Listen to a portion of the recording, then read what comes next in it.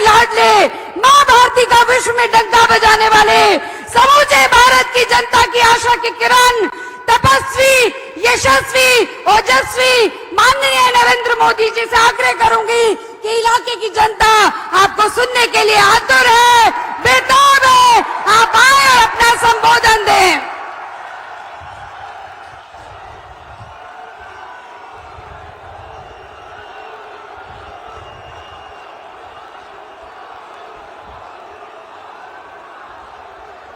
भारत माता की, भारत माता की। राम राम भाई साराय ने।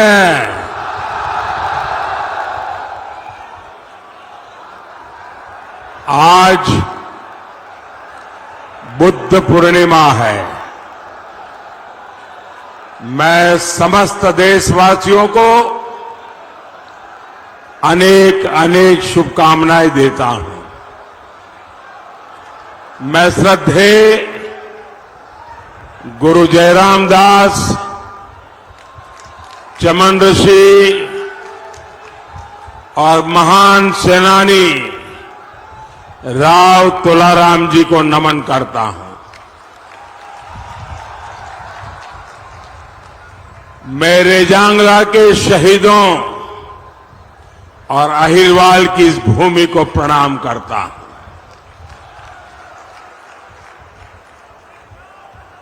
मैं अगर हरियाणा में आऊं तो पुरानी यादें ताजा न हो जाए, ऐसा हो नहीं सकता।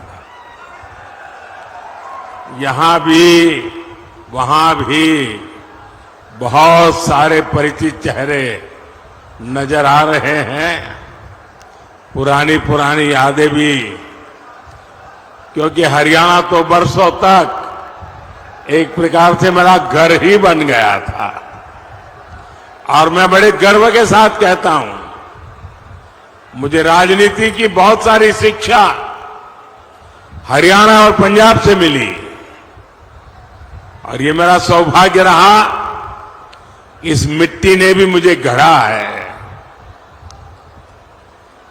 वो 1995 का शायद कालखंड होगा जब मैं प्रभारी के रूप में यहां आया था। लेकिन आमतौर पर प्रभारी आते हैं दौरा करने के लिए, मैं हम मुकाब करने आ गया था। यहीं पर रहता था। और उस समय हमारे मनोहर लाल जी संगठन का काम देखते थे। उस समय हमारे रमेश जोशी जी अध्यक्ष हुआ करते थे। तो रमेश जी, मैं, मनोहर लाल जी हरियाणा की खूब खाक छानी थी। मैंने यहां माताओं बहनों के हाथ का खाना भी खूब खाया है। और हमारे नारनौल के सुरजा हलवाई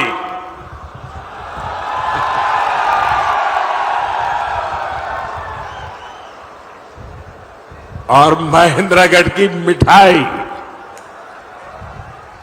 शायद इसी के कारण ये हमारा राबिला डायबिटिक हो गया। लेकिन अब भी वो इतनी अच्छी बनती है ना सब कुछ। हाँ। और गर्मी की सीजन में एक गिलास राबड़ी, मोटी मोटी रोटी और एक प्याज सारी भूख मिटा देता था। जीत सीधा सादा खाना, वो मेरा हरियाणा।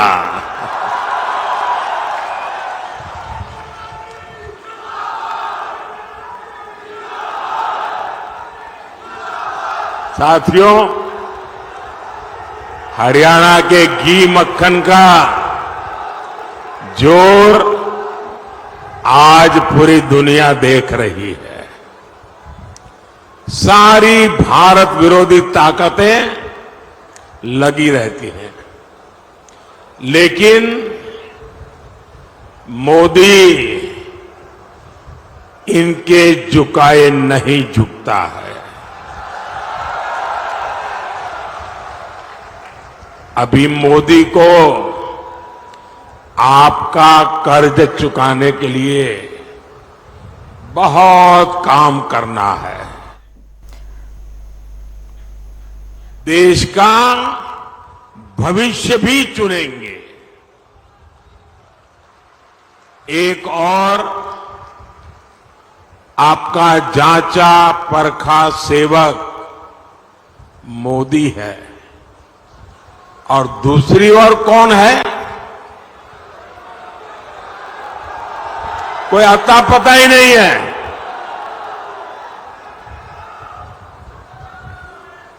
और हरियाणा के लिए तो मोदी मतलब शायद यहां हरियाणा में आपको कम से कम 5,000 लोग ऐसे मिल जाएंगे जो दूर से चिल्ला सके, मोदी जी जरा रुक जाओ, ऐसे कहने वाले 5,000 लोग मिल जाएंगे। यानी हरियाणा के साथ मेरा जो अपनापन रहा है, हरियाणा ने मुझे जो प्यार दिया है, और इसलिए हरियाणा का अधिकार भी मुझ पर बनता है। चलते फिरते मुझे कह सकता है, मोदी जी गलत कर रहे हो, ऐसा मत करो। इतना मेरा आपसे नाता रहा है और पिछले 10 साल में आपने उस प्यार में कभी कमी नहीं आने दी। इससे बड़ा सौभाग्य क्या हो सकता है साथियों?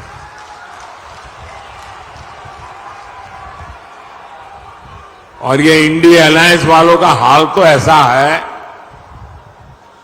कि गाय ने दूध दिया नहीं, लेकिन घी खाने के लिए इंडिया वालों में झगड़ा शुरू हो गया। अब ये लोग कह रहे हैं हर साल एक आदमी भारत का प्रधानमंत्री होगा, 5 साल 5 पीएम। आप मुझे बताइए, ऐसे देश चलेगा क्या? चलेगा क्या? और हमारे हरियाणा के लोगों में तो ग्रामीण भाषा में चौपाल में बैठ कर के जो ठहाके लेने की ताकत है ना, मुझे पक्का विश्वास है कि 5 साल में 5 प्रधानमंत्री 5,000 चुटकुले हरियाणा वाले बना देंगे।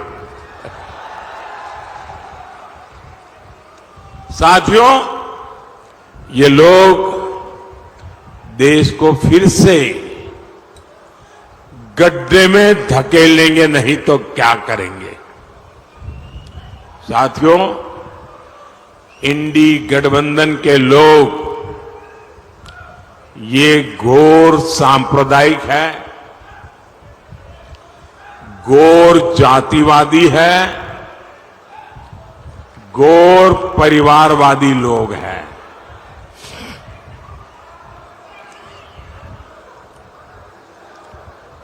अरे वो ताऊ जी को परेशान मत कर रहे भाई, हाँ थोड़ा इधर उधर हो जा रहे।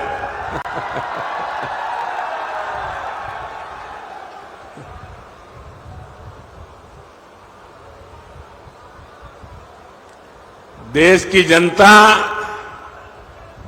इंडी जमात के इरादे पहले ही भांप चुकी है, इसलिए इनका ये हाल हुआ है। 5 चरणों में ही इंडी जमात का ढोल फट गया है। और आपने देखा होगा, तीसरे चरण के बाद इन्होंने रोना धोना शुरू कर दिया। इलेक्शन कमीशन आंकड़े क्यों नहीं देता है, आंकड़े देर से क्यों देता है, इलेक्शन कमीशन ऐसा क्यों करता है, इलेक्शन कमीशन वैसा क्यों करता है। उधर ईवीएम बंद हो गया, उधर ईवीएम चलता नहीं है, उधर ईवीएम का यानी उन्होंने ग्राउंड बनाना शुरू कर दिया है कि पराजय का ठीकरा किसके सर पर फोड़ा जाए। और इसलिए बराबर जम करके इस बार ईवीएम को गालियां दे रहे हैं। हम सब जानते हैं भाई, जिस भूमि में कोई पैदावार न हो, कोई किसान उसमें एक भी बीज डालेगा क्या? जिसमें फसल न हो ऐसी जमीन पर या ऐसी सीजन में कोई किसान एक भी बीज डालेगा क्या? जब पता है कि इनकी सरकार नहीं बनने वाली तो कोई उधर वोट डालेगा क्या? कोई डालेगा क्या? कि हरियाणा वालों को तो कहने की जरूरत ही नहीं है जी, क्योंकि उनको मालूम है भाई इनकी सरकार 7 जन्म में भी बनने वाली नहीं है और कांग्रेस को दिया हर वोट बेकार ही होना है।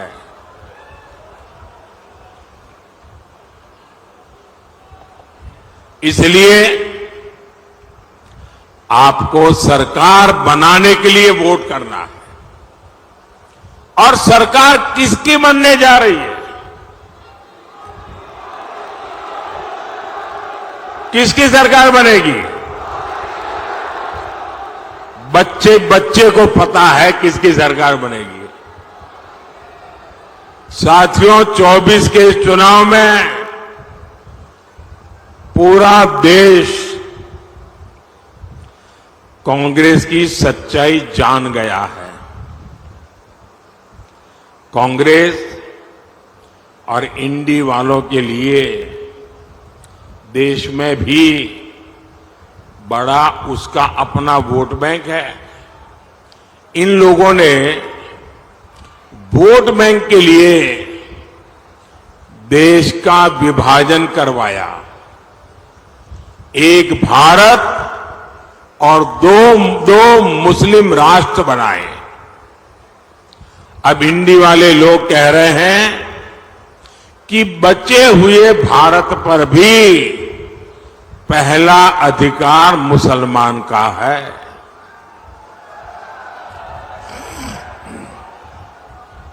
इन्होंने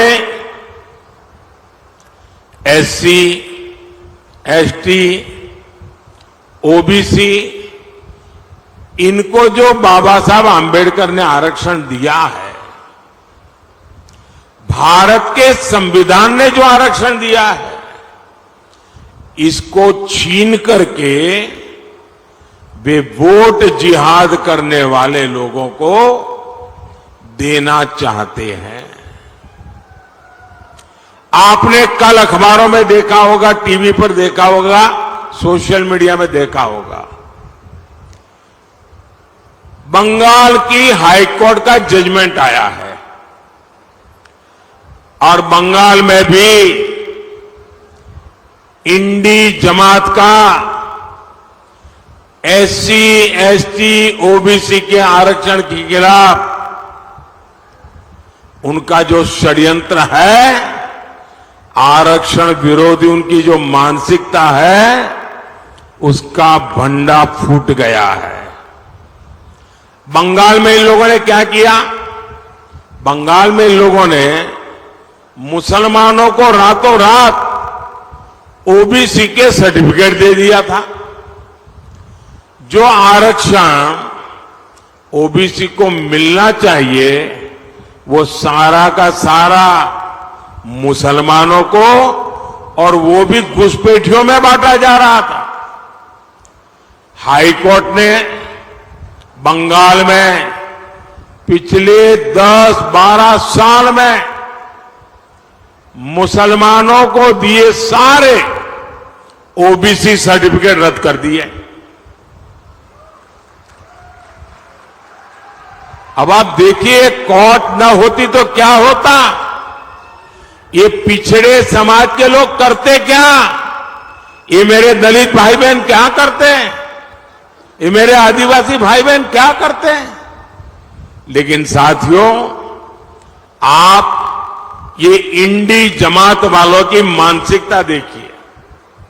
बंगाल की सीएम ने घोषणा कर दी है कि वो हाईकोर्ट का फैसला नहीं मानेगी। वो मुसलमानों को ओबीसी का आरक्षण देकर रहेगी।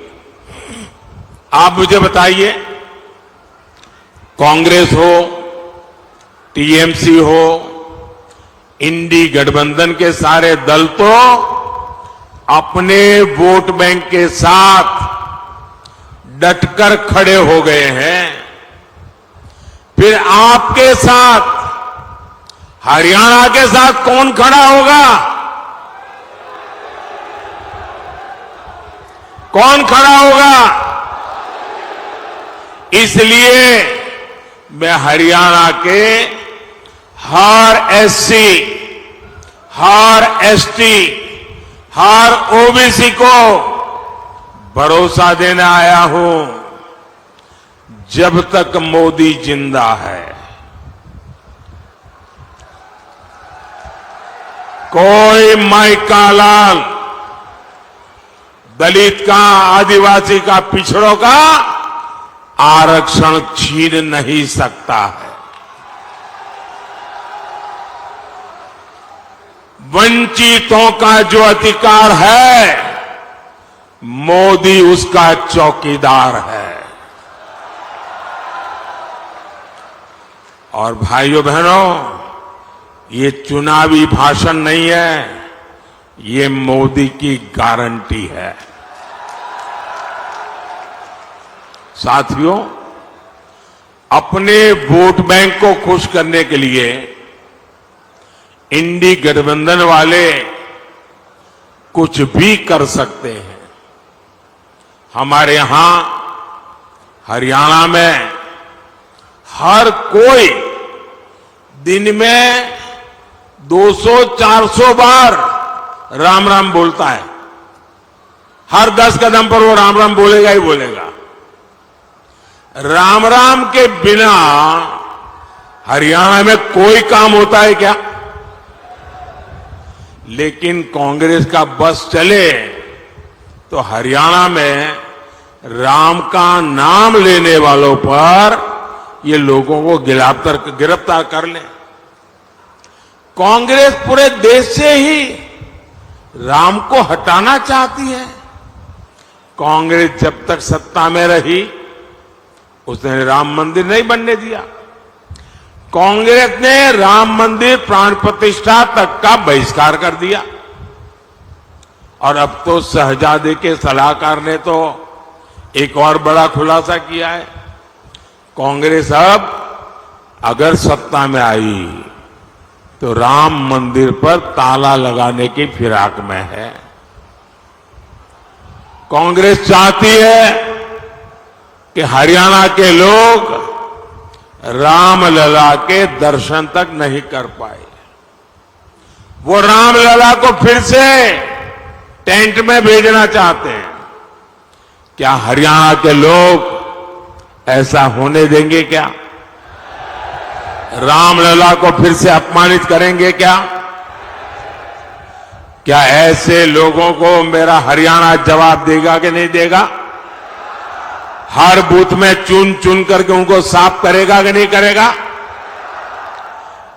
साथियों, कांग्रेस हमारी आस्था का ही नहीं, हमारे तिरंगे का भी अपमान करती है।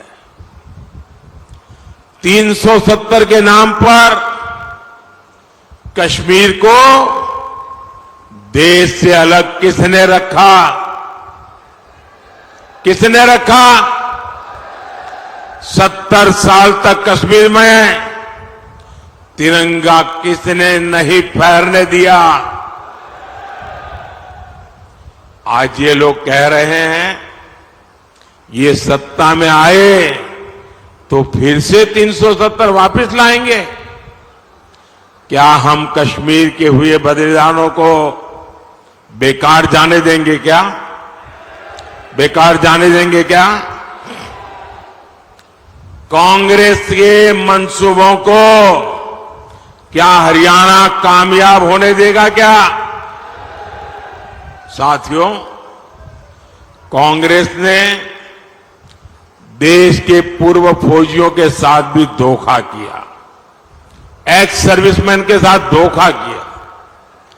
उन्हें दशकों तक पूर्व फौजियों को वन रैंक वन पेंशन नहीं मिलने दी।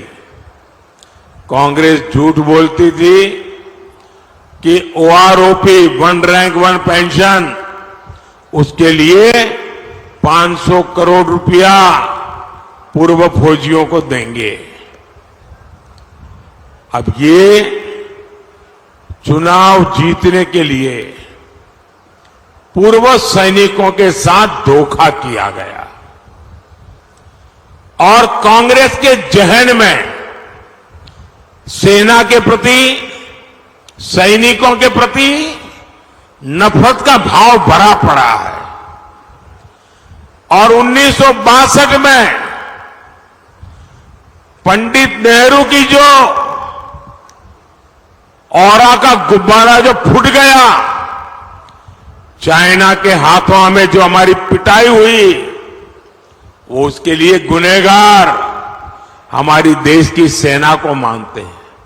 और आज भी वो परिवार उसी मिजाज में हमारी सेना का अपमान करने के मौके ढूंढती रहती है। और उसी बदले की भाव से उसने 500 रुपये ऐसे ही फेंक दिया और कह दिया कि ओआरओपी हो जाएगा। ओआरओपी होने का मतलब क्या होता है, वो मोदी ने आकर के बताया। मोदी ने आकर के जब ओआरओपी लागू किया, वन रैंक वन पेंशन लागू किया, उन्होंने 500 रुपया का खेल खेला था, आपकी आंखों में धूल झोंकने का पाप किया था। मोदी ने जब एक्चुअली ओआरओपी लगाया, 1.25 लाख करोड़ रुपया लगा। कितना? अरे जरा बताइए ना, 1.25 लाख करोड़ रुपया। अब कोई मुझे बताए कहां 500 करोड़ और कहां 1.25 लाख करोड़? ये 1.25 लाख करोड़ रुपया पूर्व सैनिकों के परिवारों के बैंक के खाते में जमा हो चुका है। जब सैनिकों का मान रखने का जज्बा होता है तो काम भी उसी जज्बे से होता है। साथियों, हमारे हरियाणा को भी लूटने में कांग्रेस ने कोई कोर कसर नहीं छोड़ी थी। मैंने तो अपनी आंखों से देखा है कांग्रेस के समय में क्या हाल था हरियाणा का। जो मुख्यमंत्री बनता था वो अपने जिले के बाहर नहीं देखता था। ऐसा कोई क्षेत्र नहीं जिसे लूटने का खुला खेल न चलता हो। आपको याद है ना, नौकरी दिलवाने के नाम पर ये लोग जमीनें बिकवा देते थे। ट्रांसफर पोस्टिंग की तो खुली इंडस्ट्री चलती थी, सड़कें गड्ढों में होती थी, उद्योगों पर संकट आने लगा था। आप कल्पना करिए, अगर कांग्रेस कुछ दिन और रह जाती तो हरियाणा बीते 10 वर्षों में हमने कांग्रेस के पाप धोने में बहुत मेहनत की है। आज हरियाणा में आधुनिक हाईवे और एक्सप्रेसवे बन रहे हैं। अब न दिल्ली दूर है न चंडीगढ़ दूर है। अब नारनौल वाले सुबह चंडीगढ़ से निकलते हैं और जा करके काम पूरा करके शाम को रात घर पहुंच जाते हैं। गुरुग्राम वालों का तो जीवन ही द्वारका एक्सप्रेसवे ने आसान कर दिया है। इसलिए अब इस पूरे एरिया में नए नए उद्योग लग रहे हैं, रोजगार के नए अवसर पैदा हो रहे हैं। भाइयों बहनों, मैं गुरुग्राम के युवाओं से भी कहना चाहता हूं, अगले 5 साल ये देश में एक बड़ी क्रांति का समय होने वाला है। आप देखिए कैसे नए नए सेक्टर्स हमारे नौजवानों का भाग्य बदलने वाले हैं। Semiconductor sector, drone sector, startup sector, food processing sector, green energy sector, green hydrogen hub, pharma hub, अनगिनत। और इनमें इन सब में बहुत से ज्यादा काम मेरे देश के नौजवानों को मिलने वाला है। आपके हर सपने पूरे होंगे, क्योंकि आपका सपना ये मोदी का संकल्प है। साथियों, कांग्रेस के विश्वासघात का भुक्तभोगी तो हरियाणा का किसान भी रहा है। यहां उसने किसान को सिंचाई के पानी तक का इंतजाम नहीं किया। हम नहरों को जोड़कर यहां तक पानी पहुंचा रहे हैं। हमारी सरकार हरियाणा में 14 फसलों को एमएसपी पर खरीद रही है। हमारे भिवानी का किसान बाजरा और किसान का यहां जो बाजरे की खेती है और हमारा यहां का किसान जो बाजरा पैदा करता है, मेरे प्रिय बाजरे में से वो है। और मैं याद है यहां जब भी आया बाजरे की खिचड़ी अवर खाई। और मजा है कि जब बाजरे की खिचड़ी खाओ तो आधी खिचड़ी आधा घी, तब बोले खिचड़ी खाने का मजा होता है। अब मैं गुजराती आदमी इतना खा तो नहीं सकता था, लेकिन उनका प्यार हरियाणा के लोगों का, यहां का बाजरा आज भी वो मुझे याद हमेशा रहता है। लेकिन अब आपके बाजरे के श्री अन्न के प्रचार की जिम्मेदारी खुद मोदी ने ले रखी है। मैंने जितने मिलेट से जितना मोटा अनाज है उसके लिए एक नाम दे दिया श्री अन्न। और मैं दुनिया भर में उसका एम्बेसडर बन गया हूं, उसका सेल्समैन बन गया हूं। आपने देखा होगा हमारे देश में G20 की समिट हुई। दुनिया भर के बड़े बड़े नेता यहां आए थे। दुनिया की सबसे बड़ी ताकत जिसको कहें वो सब G20 में थी। और मोदी ने उनको क्या खिलाया? मोदी ने उनको बाजरा खिलाया। और बड़े बड़े नेताओं को मैंने कहा ये सुपर फूड है। और उसका एक परिणाम ही आया कि मुझे अभी अमेरिका बुलाया था, व्हाइट हाउस में भोजन था। व्हाइट हाउस में उस दिन काफी लोगों को उन्होंने खाने पर बुलाया था, देश भर के लोगों को, और सबको उन्होंने बाजरा खिलाया व्हाइट हाउस में अमेरिका में।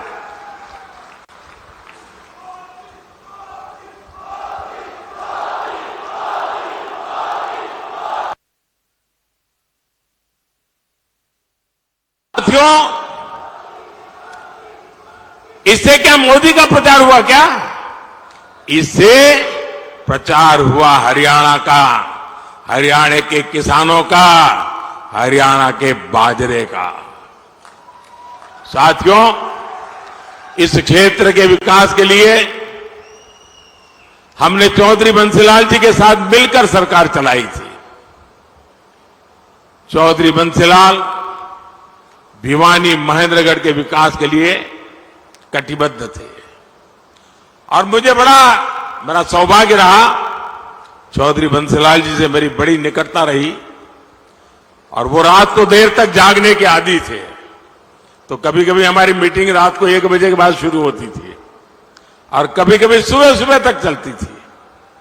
उनके पास अनुभव की इतनी बातें हुआ करती थी और मैं देखता था कि जब भी बातों में स्वामी दयानंद सरस्वती जी की बात आती थी। ऐसी एक मीटिंग नहीं होगी कि स्वामी दयानंद सरस्वती की बात निकली हो और चौधरी बंसीलाल जी की आंखों से आंसू न टपके हो। और वो मुझे इतना प्यार करते थे क्योंकि जब मैं गुजरात का था, दयानंद सरस्वती जी का जन्म गुजरात में हुआ था, तो एक नाता ऐसा बन गया था। और गवर्नेंस की दुनिया में भी साथ साथ काम किया, बरसों तक साथ में काम किया। साथियों, लेकिन ये जो महापुरुष है, उन सब से प्रेरणा लेते हुए आज मेरी भी गारंटी है कि हरियाणा का विकास हम रुकने नहीं देंगे।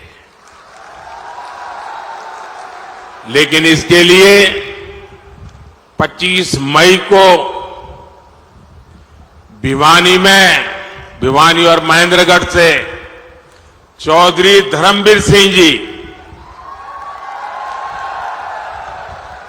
और गुरुग्राम से राव इंद्रजीत सिंह जी, मेरे इन दोनों साथियों को भारी बहुमत से विजयी बनाइए।